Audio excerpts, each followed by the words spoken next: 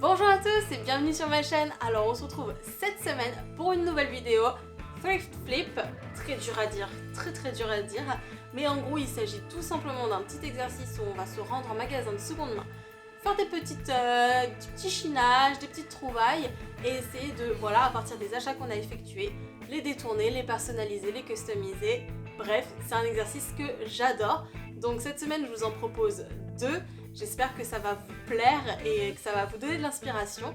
Et si c'est le cas, surtout n'hésitez pas à mettre un petit like et à vous abonner à ma chaîne si c'est toujours pas fait. Et sur ce, je vous laisse avec les deux créations. Pour ce premier DIY, je vous propose de réaliser un miroir porte-bijoux, donc à partir de cette planche à découper usagée que j'ai trouvée pour 3 €. Donc j'aimais beaucoup cette forme un peu avec le petit rebord sur l'arrondi, même si comme vous pouvez le voir, il y a pas mal de jolies entailles dans le bois.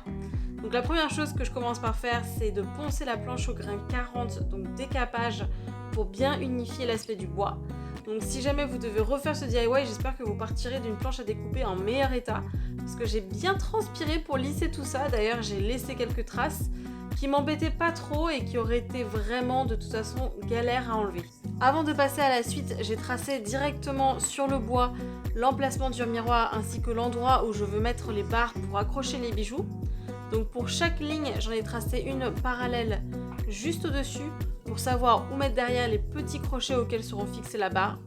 Donc en fait, si je pique sur la ligne de la barre, quand je vais mettre la barre, en fait, elle va tomber un tout petit peu en dessous. Donc c'est pour ça que je suis venue faire une ligne juste un petit peu au-dessus pour vraiment prendre en compte ce petit décalage. Ensuite, j'ai découpé les barres dans des grands tourillons de chez Leroy Merlin. Ça s'achète par barre de 1 mètre et que j'ai découpé à la bonne taille. Et ensuite, j'ai poncé les extrémités comme d'habitude pour avoir des jolies finitions. Alors j'ai ensuite peint les barres en noir avec de la peinture acrylique et de même pour les petits crochets qui allaient nous servir à faire les fixations. Donc elles étaient initialement argentées et donc je les ai peintes en noir, mais cette fois-ci à la bombe parce que juste je trouve que ça tient mieux sur du métal.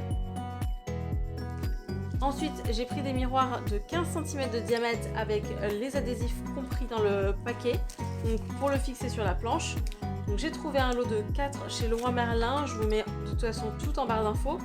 Et j'ai mis 6 adhésifs sur toute la bordure du miroir et jusque là ça tient très bien.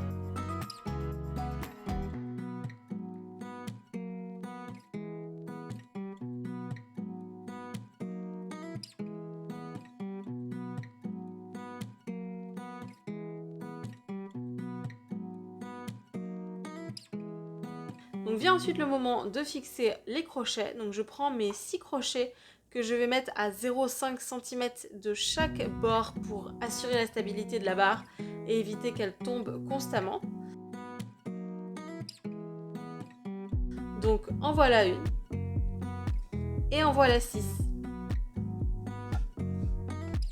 Alors je réalise qu'en faisant ça, j'ai abîmé légèrement la peinture sur les crochets. Donc j'ai fait quelques retouches au pinceau et avec de la peinture acrylique, malheureusement parce que j'ai pas pu faire de retouches à la bombe, sinon j'en aurais foutu littéralement partout. Donc je suis restée prudente. On a installé les crochets, donc tout est bien droit. Donc j'ai plus besoin des marquages que j'avais fait et du coup je suis venue les effacer à la gomme. Donc ça paraît un peu bête, mais c'était un petit peu plus chiant que ce que je pensais. Donc je vous conseille de faire des traits très légers pour pas être embêté comme moi. Et malgré ça, j'ai trouvé que c'était toujours un peu vide. Donc j'ai peint le contour du miroir en noir. Donc je trouvais que ça apportait un petit peu de dimension à ce DIY. Et donc j'ai procédé à main levée avec un pinceau assez fin pour être sûr de ne pas faire de bêtises et faire un contour qui soit pas trop épais. Sinon c'est assez galère je pense à enlever. Donc, et si jamais vous en mettiez sur le miroir, vous pouvez enlever ça avec un petit peu de dissolvant et un coton et ça part très bien. Et voilà ce que ça donne une fois qu'on a fait le contour, donc je trouve ça beaucoup mieux. Et il n'y a plus qu'à mettre les petites barres dans les crochets et voilà, le premier DIY est terminé.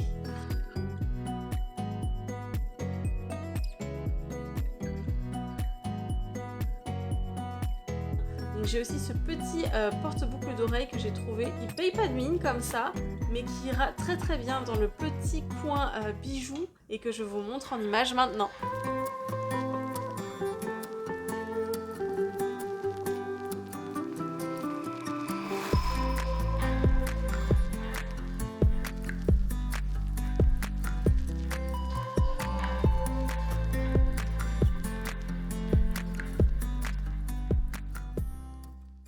Pour ce DIY, j'ai trouvé des petits ramequins en forme de coquillage et j'étais trop choquée d'en voir 4 et en très très bon état pour 50 centimes pièce. Donc c'est vraiment la tendance en plus, alors autant vous dire que j'ai pas hésité une seule seconde. Du coup, j'ai décidé d'en faire des bougies et vu que ça aurait été un petit peu trop facile, j'ai pensé à mettre des petites fleurs séchées pour vraiment rendre ce DIY un petit peu romantique. Donc je vais mettre dans les coquillages une bougie de type chauffe-plat parfumé. Donc c'est un peu plus gros en réalité que les chauffe-plats qu'on trouve dans le commerce en général. C'est ce que j'ai trouvé tout simplement à Action et en fait elles sont je pense 2 à 3 fois plus grosses. Et donc j'ai pris parfum vanille et parfum pomme cannelle. Et ce qui est bien c'est que ça va me permettre aussi d'ajouter un petit peu de couleur et donc un petit peu de peps dans ce DIY. Et vu que c'était toujours pas assez, donc j'ai complété avec des chandelles que j'ai découpées préalablement. Donc j'ai juste retiré la ficelle et j'ai coupé ensuite en petits morceaux la cire. Et ce qui est bien, c'est que c'est des chandelles qui sont blanches sans parfum. Donc ça nous permet vraiment d'éviter de faire des mélanges un petit peu trop étranges entre les parfums et les coloris, etc. Donc ça me permet d'avoir quelque chose dont je connais le rendu final. Et donc je fais fondre ma cire tout doucement dans une poêle avec un petit peu d'eau pour éviter que la ficelle s'en aille. Je la maintiens avec des pics à brochettes et une pince histoire qu'elle ne bouge plus. Et une fois que tout est fondu, j'ai arrêté de chauffer pour que la bougie se solidifie. Donc si vous voulez aller plus vite, vous pouvez ajouter de l'eau froide et même quelques glaçons, donc vous gagnerez quelques minutes.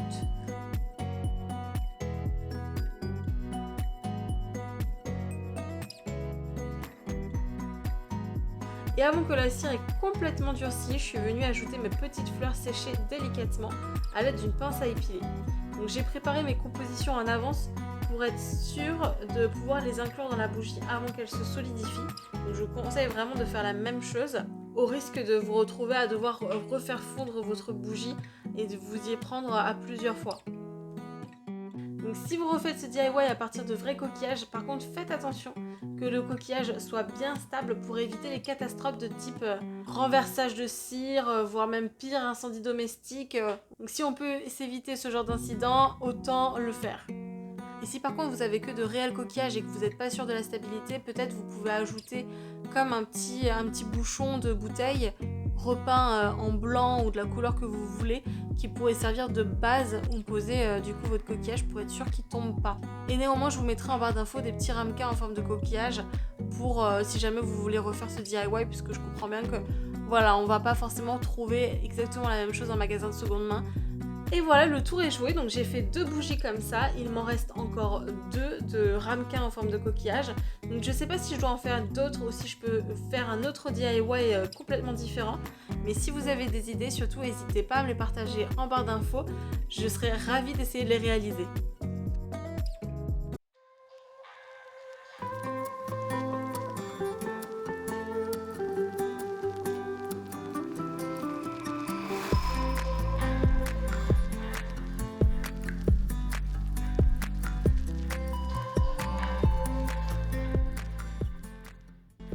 Voilà, cette vidéo est terminée, j'espère que ça vous aura plu.